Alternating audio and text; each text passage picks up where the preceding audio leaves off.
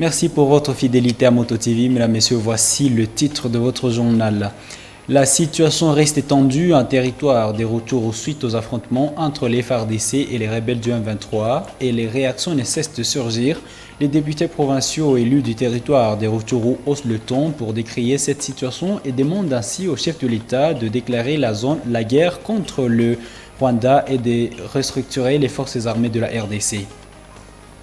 Le gouvernement provincial du Nord Kivu s'engage à plaider pour la déclaration du Grand Nord et des Rutshuru comme des zones sinistrées, un engagement pris à l'issue d'un dialogue fiscal tenu entre les commerçants de ces entités et le gouvernement provincial à Goma lundi 24 octobre. Voilà tout pour les titres.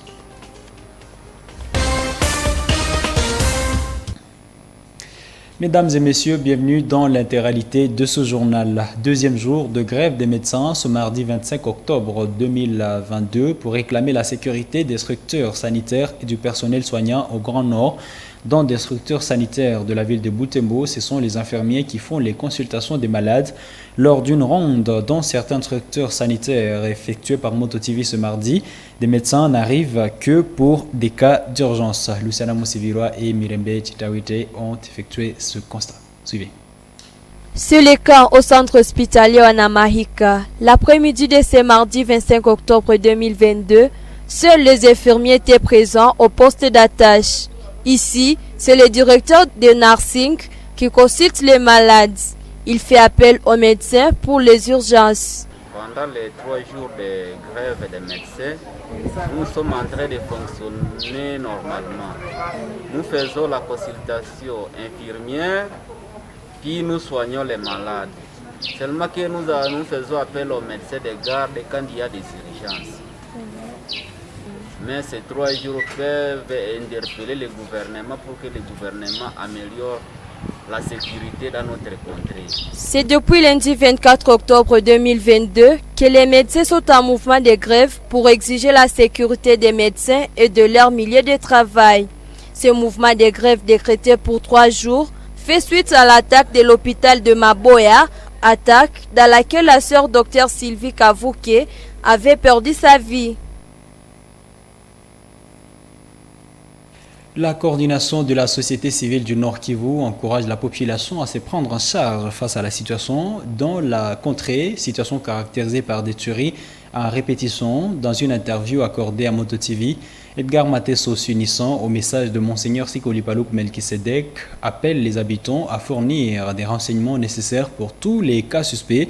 Bien plus, Edgar Matesso pense que le gouvernement devrait initier la population à manier des armes pour sauver la situation. Suivez-le dans ce propos recueilli par Monampenzi Mazekele et Eugénie Moussiviroa.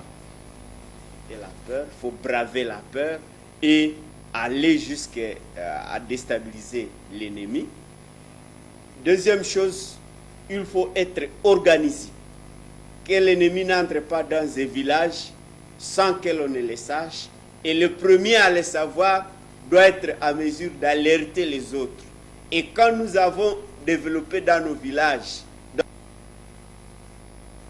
la situation demeure incertaine dans plusieurs villages voisins de la cité de Tamugenga en territoire des Rutshuru. Les sources sur place renseignent que depuis le matin de lundi 24 octobre de Kalenga à Rubare, l'on assiste à un déplacement massif de la population qui se dirige à Rutshuru Centre et Kiwanja. Plus de détails dans ce reportage de notre correspondant occasionnel Didi Mastaki. Dans tous ces villages, c'est l'incertitude qui règne au sein de la population locale après la chute des Tamugenga entre les modes rebelles du M23 ce lundi tôt le matin. Des déplacements massifs de la population peuvent être remarqués dans plusieurs contrées, à partir des Kalengera, aller jusqu'à Rubare. Et d'ailleurs, dans cette dernière, plusieurs activités sont restées paralysées. La population ne pouvait qu'être aperçue en groupe homogène pour suivre de près la situation sécuritaire dans les encablures de Ntamugenga qui se situe à quelques kilomètres. Et pour l'instant, la situation reste confuse et la population commence à aller vers Rutshuru, Kiwanja et certains ont tout simplement pris la route du Goma pour se mettre à l'abri des affres de la gueule qui aujourd'hui est contraint de vivre sous les déplacements dans plusieurs sites des déplacés. Tout au long de la route Goma-Rutshuru, des positions des FARDC peuvent être aperçues partout dans les plus grands centres et se situent actuellement au niveau de Mondoguisto où un camp d'urgence a été érigé pour essayer de barrer la route aux rebelles du M23. Dans l'avant-midi, c'était une panique généralisée et d'ailleurs conduit au déplacement massif de la population se trouvant le long de la route nationale numéro 2. Il s'agit de militaires FARDC qui ont crédité des balles en l'air sous prétexte d'une incursion présumée des rebelles du M23. La situation de panique et d'incertitude peut être remarquée dans presque tous les milieux de Goma jusqu'à Kiwanja où, on peut le dire, les activités tournent toujours au ralenti à cause de cette présence présumée des M23 dans certaines contrées qui auraient été infiltrées. Téné, c'est depuis le mois de juin que Bunagana est sous contrôle des M23 et jusqu'à présent, ils continuent à faire leur loi dans cette contrée. C'est plutôt que le jeudi dernier que le M23 ont lancé des offensives contre les forces armées de la République démocratique du Congo à Kabindi et Rwanguba dans le groupement de Jomba et les FARDC qui ne sont pas restés calmes avec leur contre-offensive après qu'on a annoncé également la récupération de certains villages de ce coin. Mais il faut le dire, les rebelles du M23, après avoir été repoussés d'Intamugenga, sont revenus tôt le matin. Ici, on annonce également la mort de plusieurs rebelles parmi les capturés qui ont été annoncés. Pour l'instant, la situation reste calme à Rutshuru Centre et Kiwanja où se dirigent les déplacés et en attendant, voir ce que nous réserve l'avenir. Et en restant sur place à Rutshuru, les députés provinciaux élus de ce territoire haussent le ton pour décrier la reprise des hostilités des rebelles du M23 dans leur entité. Ces députés se sont réunis le lundi au lendemain de l'attaque de ce mouvement sur les axes Kibindi, un groupement de Jomba à Mungu, dans le groupement de Busanza et à Tamugenga, un groupement de Wenza. Dans leur réclamation, le caucus des élus de Rutshuru demande au chef de l'État de déclarer la guerre contre le Rwanda et de restructurer les forces armées de la RDC. Isabelle Wangaimuka nous présente ce document. Depuis jeudi 20 octobre, la chefferie d'Eboucha en territoire de Rutshuru est sous les assauts des rebelles du M23. L'armée a livré cette information lundi 24 octobre et a rapporté qu'elle a les dessus sur l'ennemi. Au lendemain de cette communication, les députés provinciaux ressortissants du territoire de Rutshuru ont condamné cet acte barbare qui sabote les efforts diplomatiques entrepris par le chef de l'État congolais. Dans une déclaration commune, ces élus ont fustigé les lassements délibérés de bombes par ces rebelles sur des agglomérations éloignées de la zone des combats, chose qui a causé des cas de mort de plusieurs personnes, notamment en Tamugenga.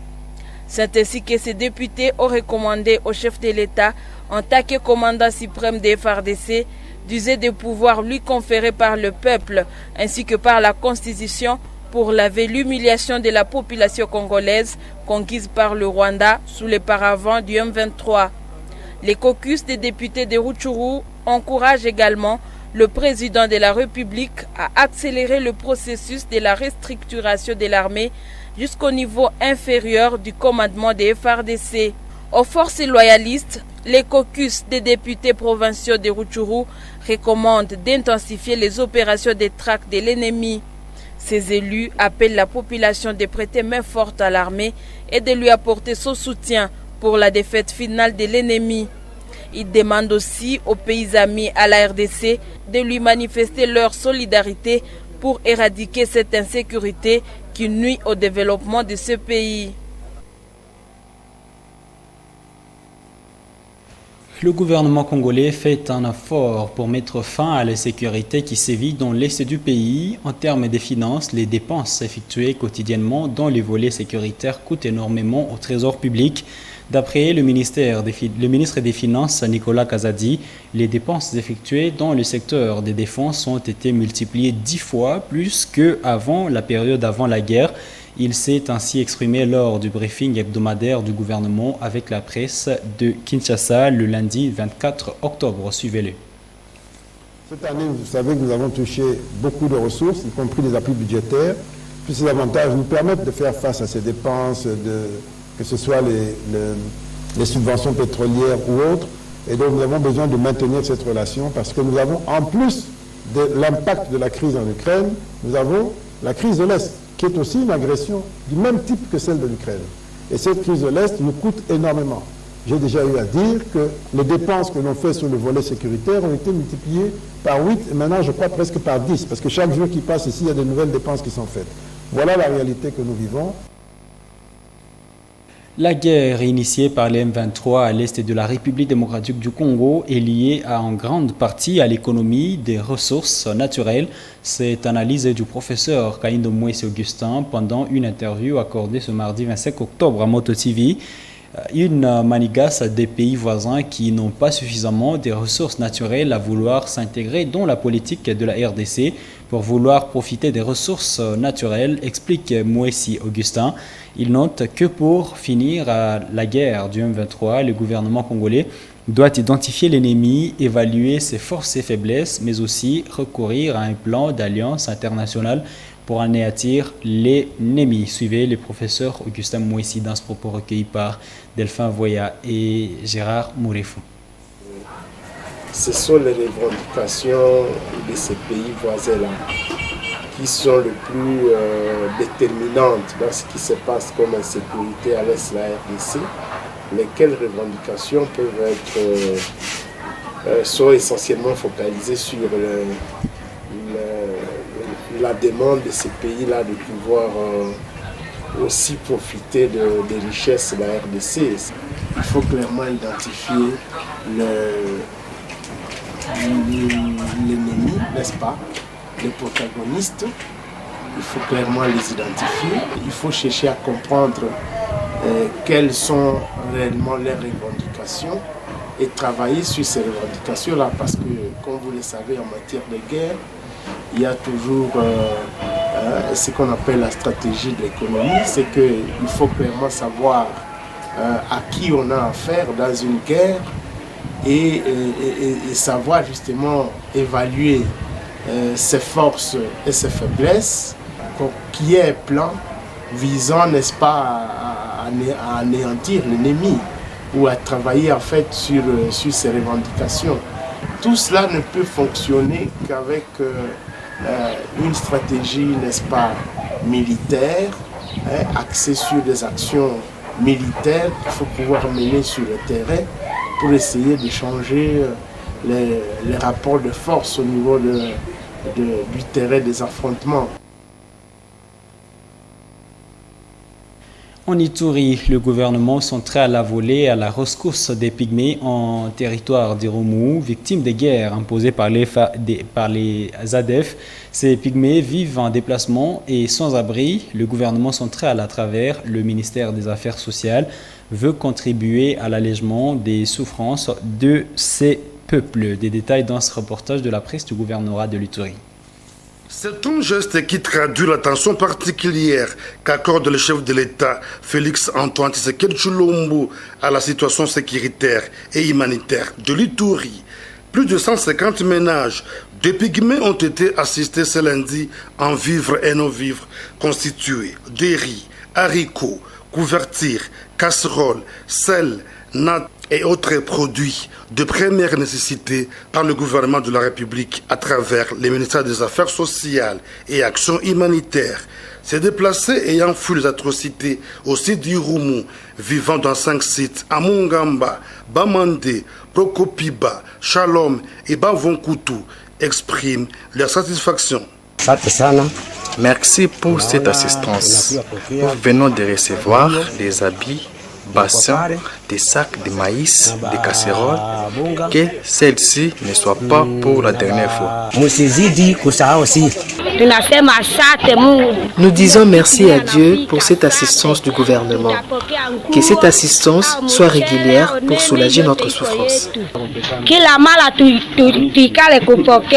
À cette occasion, Dieudonné Malangaï, secrétaire de la société civile de la chefferie de Walese Vonkoutou, remercie l'administration militaire dirigée par le lieutenant général Luboyan Kachoma Johnny pour les plaidoyers menés. Après notre plaidoyer, surtout auprès de l'autorité provinciale et l'autorité territoriale, nous félicitons cet acte du gouvernement central parce que cette assistance va aider nos peuples autochtones pygmées. Notons qu'il s'agit là d'une énième assistance du gouvernement congolais à travers le déplacé en Ituri depuis l'instauration de l'état de siège qui crée de plus en plus les conditions favorables pour les retours définitifs de la paix. Et pour boucler cette édition, le gouvernement provincial du Nord Kivu a échangé le lundi 24 octobre à Goma avec les commerçants de la partie Grand Nord Kivu et ceux de Goma. C'était lors d'un dialogue fiscal visant à alléger certaines taxes aux commerçants de cette zone cible à l'insécurité. À l'issue de cette assise, le gouvernement provincial s'est engagé à plaider pour déclarer les zones du Grand Nord et celles de Rutshuru comme des zones sinistrées, d'où exemptées de certaines taxes, un motif de réjouissance pour le vice-président de l'Assemblée provinciale du Nord Kivu, Jean-Paul Lumbulumbu, présent à ces assises, dit attendre l'aboutissement de ce dialogue. Des détails dans ce reportage de la presse du gouvernorat. Le climat des affaires au Nord Kivu était au centre ce lundi 24 octobre à Goma de la 4e édition du dialogue fiscal organisé par le gouvernement provincial du Nord Kivu. Les participants à cette rencontre issus des différentes structures des opérateurs économiques de la partie nord, Rutshuru, et ceux de Goma et certains services étatiques ont échangé autour des doléances présentées dans un contexte particulier sollicitant l'allègement fiscal. Plusieurs résolutions ont été prises visant la réduction de certaines taxes. Le rapport final des échanges sera soumis au gouverneur de province, a indiqué son représentant, le conseiller principal en charge des finances, Maître David Kamoura, qui se réjouit des acquis de la rencontre. Sur orientation de son Excellence, Monsieur le Gouverneur, nous venons de prendre des résolutions, à total 16, que nous allons soumettre à l'autorité provinciale afin de prendre des décisions qui s'imposent. D'abord, le plaidoyer pour ce qui concerne la proclamation de la zone sinistrée au niveau du pouvoir central, mais également au même niveau du pouvoir central, plaider pour la réduction des impôts et des taxes, puisqu'il s'agit d'une compétence exclusive du pouvoir central, mais pour ce qui concerne certaines taxes qui sont de la compétence de la province et des ATD, nous avons proposé au gouverneur d'agir directement. Pour ne citer qu'un exemple, il s'agit par exemple des taxes de stationnement, il s'agit des taxes, disons des frais administratifs. Un motif de satisfaction pour le vice-président de l'Assemblée provinciale du Nord Kivu en sursis. Ici, la population du Grand Nord, Beni, Butembo, aujourd'hui Rutshuru, est affectée triplement. D'abord par son humanité, elle est victime de beaucoup de massacres, de viols et de traumatismes de toute nature. Elle est deuxièmement affectée dans son économie parce que son capital fait l'objet d'incendies, des camions et ses marchandises sont pillées par les rebelles. Elle est triplement affectée maintenant par une pression fiscale sans pareil, l'application de lois sur la fiscalité mais qui ne tiennent pas compte du contexte dans lequel évolue cette population. Honorable Jean-Paul Lumbulumbu attend voir le gouverneur faire le relais de ce plaidoyer au niveau national. Et mesdames, messieurs, c'est la fin de cette édition du journal sur Moto TV. Merci à vous qui l'avez regardé du début jusqu'à la fin. Portez-vous bien.